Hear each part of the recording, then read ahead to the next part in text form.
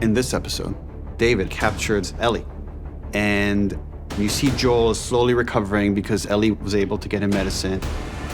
And you're waiting for him to do the traditional hero thing, which he's gonna burst through the door, he's gonna kill David, he's gonna save Ellie, and then they can continue on the journey. Ow! And we wanted none of that.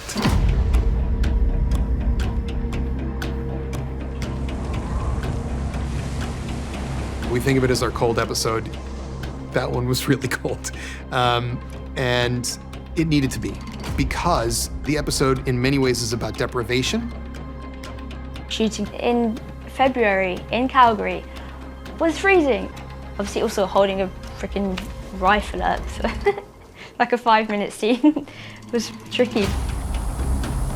And there was 3 or 4 house-size window machines that were just pummeling me with snow. Yeah, so that was hard.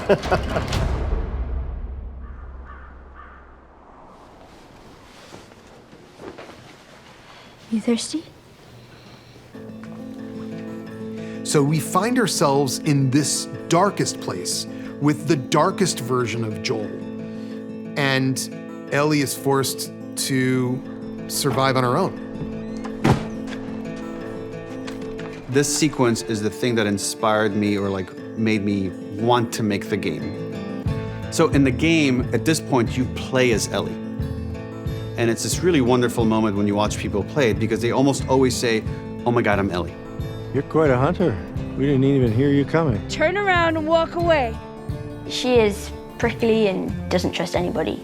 Naturally, she obviously isn't going to trust a random guy and his buddy in the middle of a snowy forest. What do you need? We have boots. Medicine? Like for infections. We do.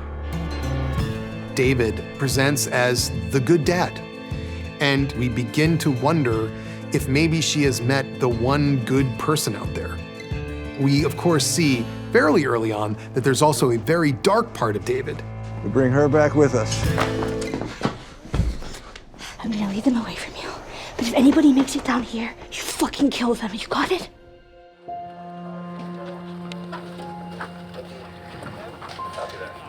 When he captures Ellie, 3, 2, 1, action!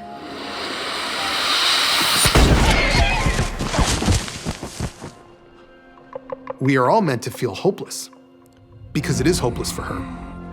And we also come to understand 2 things that maybe weren't immediately clear. One is that David is a bad father, in a terrible bad way. And the other is that these people that Ellie finds herself amongst have been eating their own dead. You're going to chop me up into little pieces. I'd rather not. Really, what he'd like is for her to be his little minion, his little wife. Once Ellie begins to realize that, the relationship becomes a lot more tense and a lot more scary and a lot more dangerous. You're a natural leader. You're smart, loyal, violent. She's surprised by the accusation. You don't know anything about me. She has no choice but to recognize some truth in that. And certainly David believes he's about to turn her. You have a violent heart, and I should know.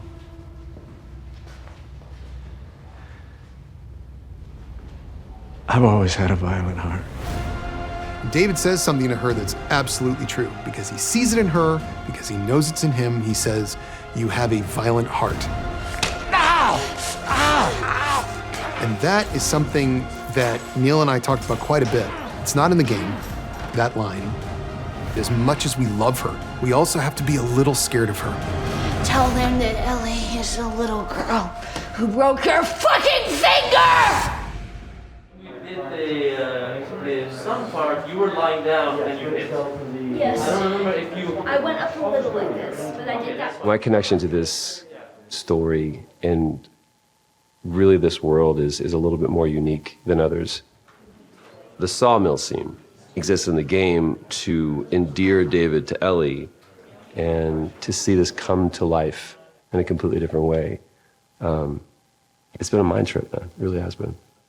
Top mark. And action. Please had your chance. Don't! I'm infected! David. No.